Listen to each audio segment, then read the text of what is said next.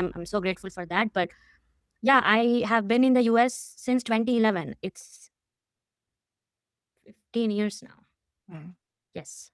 That's my long answer for this. But to your question also on how it affects the job, it does, because not all the companies sponsor. mm, I still remember as a master student, I would go to a career fair, and I'm pretty sure most people who are coming in, like new grads, they're feeling this because you go to a career fair mm, and you only have very selective companies that actually sponsor. Like other people, like you cannot even talk. I have gone to a lot of conferences, right? Like I have gone to like Grace Hopper, which is like the entire, like this big convention center is just career fair.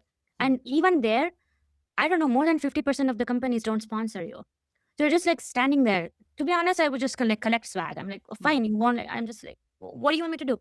mm. So yeah, it's just very exhausting to be in that place and not having the opportunities. Yeah, I don't know. It's just, yeah, like you said, I do talk to a lot of mentees and they share the same feeling. Mm. It's a lot to navigate all of these. You have to get a job within 90 days of your graduation. Yes, yes, Otherwise, you have to leave yes, the country. yes, yes, yes. Same Like, here. Yes, yeah, you have spent so much time studying and then getting your degree, and then you have your time starts now. yes, And then yes. that too, in this job market, it's so hard to get like that first job. Yeah, it's really, really, yeah, it's really invalidating. Yeah, yeah, I need to take a Yeah, deep breath. It's very, very stressful. yeah. I think we should take a look at your favorite model on your left, on your right side, Oh, the this board. one? Yes, Yes. show us. So this one I have on my table. The only time I actually follow this, I'll tell you. The only time you should ever look back is to see how far you have come, which is really deep, but also 15 years. Mm, yeah. And I think it's very emotional to me as well, because like anybody that talks to me, yes, I always say, when people say, oh, we should have done this, which, yeah, I mean, it's a good conversation to have, but you always act with the information you have at that point. yes, Hindsight is always 2020. So you cannot beat yourself up after like yes. 2 years saying, oh, I should have done that. You just work with what information you have at that point. I think Mm, that perspective helps me a lot, mm. even in these difficult times. Yeah, because when we make a decision, we make the best decision at that time. Exactly. You make the best decision at that time. 2 years later, that may not be the best decision, but Yes, you did not also have that information yes. at that point. So, yeah.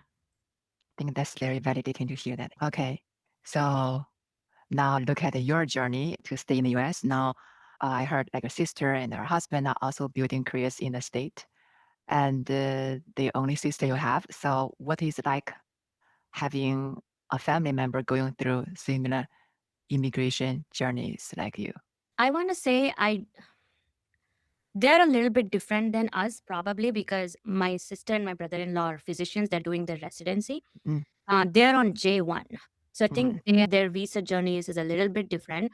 But we do talk about, like navigating everyday life too. She's my mm, little sister. She's mm, 10 years younger than me. mm, So, she asks a lot of questions. mm, And for me, when I came here, I had no one. mm, I really had no support. And for me to be there for her is very, I don't know, it's shared strength, I would say. mm, That's really good. But it's just very, difficult to be away from our families, mm, definitely. But at least she's in, a little bit same time zone. She's on the East Coast, I'm on the West Coast. So we chat and like she calls me. She can come visit us anytime she wants. But yeah, I mean, it just it's not exactly the same journey. So that's what I wanted to say. Yes, still visa and all of that, but they're physicians, so their journey might be a little bit different than tech people in tech. mm. Yeah. Yeah, yeah, yeah. So, could you share a moment that I do know you have a sister here and parents are not here. So, could you share a moment when you feel truly at home in the state despite being very far from India? Wow. Uh, I did not see that coming. Um, I mean, it's so okay. So here is the thing. It's so hard now because I lived in Philadelphia for a long time. Yes, For your hometown in the US. Yes, my home. That's the city I Yes. came to, and then I that's where I did my PhD, and it's very close to my heart. I would say most of my adult life I lived in Philly, so it's very close to my heart. Now we live Mm, in Washington. mm, It's still like I would say it's still. Holding 2 homes, I would say home this I'm not making I have a plaque which says home is where the heart is. I'm Mm, just saying my family, everybody is back in India, mm, but I also have a little family here. We have 2 kids. mm, And then just in everyday moments, I would say this feels like home. mm, Uh, but that doesn't mean when we go and visit India, we have like my grandparents, my uncles, aunts, mm, and my parents.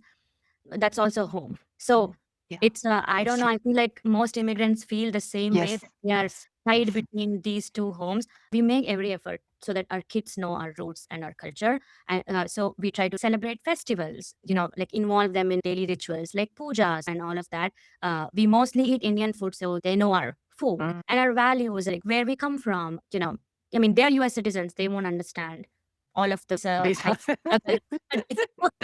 But like they should know where their roots are. So when we go to India, they interact with their family. We make sure as long as we can, we are trying to make sure they speak in our native language, which is called Kannada. And my son is 4 and my daughter is 1.5. They learn English at school, but at home we mostly speak to them in Kannada, and we really, really encourage to that. Let's see how long it lasts. My son is he talks a lot, so he narrates his stories in Kannada, so it's good. I feel so happy Mm, because I feel connected. And then mm, also when we went to India very recently, he talked to all of my family, right? And then it's just there is no language barrier, especially mm, with the older generation, when like my grandma and grandpa, they cannot talk in English. So if he did not know to talk in Kannada, he would not have spoken to them. mm. Yeah, I mean, it's just again like 2 homes and then just trying to the cultural values in our kids. Yeah, yeah. Very happy to hear that. Actually, you also answered my next question. My question is Okay. some values like you intentionally pass down to your kids. Yeah, I Yeah. appreciate the efforts you have done for the language part. We'll see how far it can go. It's Yeah, yeah, yeah. not easy. Not easy at all. No. I mean, I have seen examples where kids would talk in their native language when they were little, but as they go to school, Yeah. pressure and whatnot, but we will see. I'll be happy as long as it lasts. Mm, nice. Yeah. So you are very open about the challenges like the visa stress we talked about, Mhm. work-life balance, the journey to have kids and parent. Was there a moment when you decide to stop hiding those struggles and start talking about them openly, or it is always been that way in your life? Okay. Probably not. I Mm. don't think I was this open before. Oh, now I want to know more. Yes. Yeah. Mm, It's also a little cultural. You don't talk about these things. In India, I think there is I guess here too, I'm not sure. There is a lot of taboo around many topics.